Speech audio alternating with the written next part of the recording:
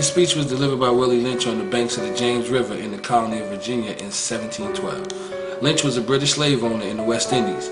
He was invited to the colony of Virginia in 1712 to teach his methods to slave owners there. The term lynching is derived from his last name. Greetings, gentlemen. I greet you here on the bank of the James River in the year of our Lord 1712. First, I shall thank you, the gentlemen of the colony of Virginia, for bringing me here.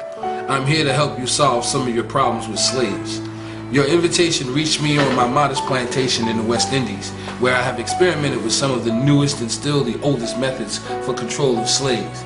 Ancient Rome would envy us if my program is implemented. As our boat sails south on the James River, named for our illustrious king, whose version of the Bible we cherish, I saw enough to know that your problem is not unique.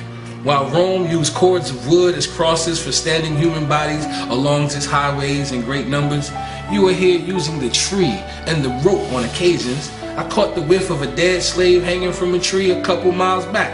And you're not only losing valuable stock by hangings, you are having uprisings, slaves are running away, your crops are sometimes left in the fields too long for maximum profit, you suffer occasional fires, your animals are killed. Gentlemen, you know what your problems are. I do not have to elaborate. I'm not here to enumerate your problems. I'm here to introduce you to a method of solving them. In my bag here, I have foolproof method for controlling your black slaves. I guarantee every one of you that if installed correctly, it will control the slaves for at least 400 years. My method is simple. Any member of your family or your overseer can use it. I have outlined a number of differences among the slaves, and I take these differences and I make them bigger. I use fear, distrust, and envy for control purposes. These methods have worked on my modest plantation in the West Indies, and it will work throughout the South. Take this simple little list of differences and think about them. On the top of my list is age, but it's there only because it starts with an A. The second is color or shade. There is intelligence, size, sex, sizes of plantations, status on plantations, attitude of owners, whether the slaves live in the valley, on the hill, east, west, north, south, have fine hair, coarse hair, or is tall or short. Now that you have a list of differences, I shall give you an outline of action. But before that, I shall assure you that distrust is stronger than trust, and envy stronger than adulation, respect, or admiration.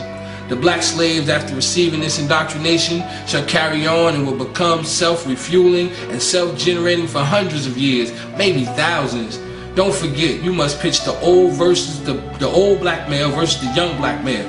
The young black male against the old black male. You must use the dark-skinned slaves versus the light-skinned slaves, and the light-skinned slaves versus the dark-skinned slaves. You must use the female versus the male, and the male versus the female. You must also have white servants and overseers who distrust all black, but it's necessary that your slaves trust and depend on us. They must love, respect, and trust only us. Gentlemen, these kids are your keys to control them. Use them. Have your wives and children use them. Never miss an opportunity. If used intensely for 1 year, the slaves themselves will remain perpetually distrustful. Thank you, gentlemen.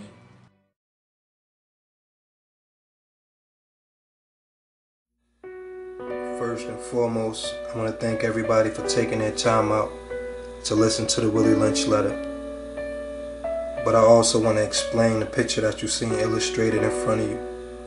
For some people, it may be real simple to get.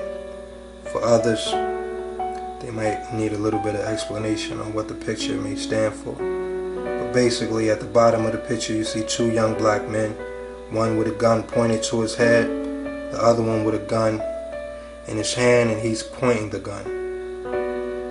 And attached to the gun, you see a string. Attached to his wrist, you see a string. And attached to his elbow, you see a string.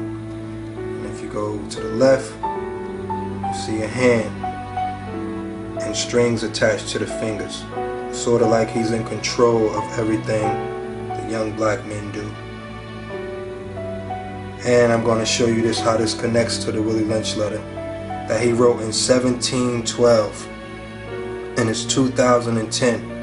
And in the letter he said, this may last for 300 to 1,000 years, and the plan he implemented is still here today.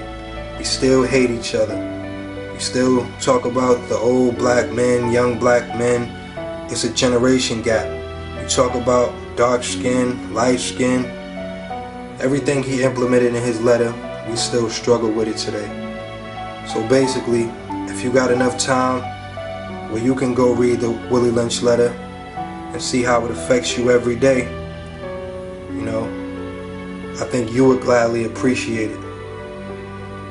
So I just want to thank everybody. It's Dashliving. They say we don't read, so you got to put everything in video or video format. So that's what I did for y'all, for the youth, and for people that's not going to read and take their time out. To everybody, they think they make their own decisions, they think they make their own choices. When the whole way your genetic trait and your DNA works, with somebody drawing up and creating it. So you live and you think, and your thought process is what someone created. So UndeniableTV, Dashliving, I'm out.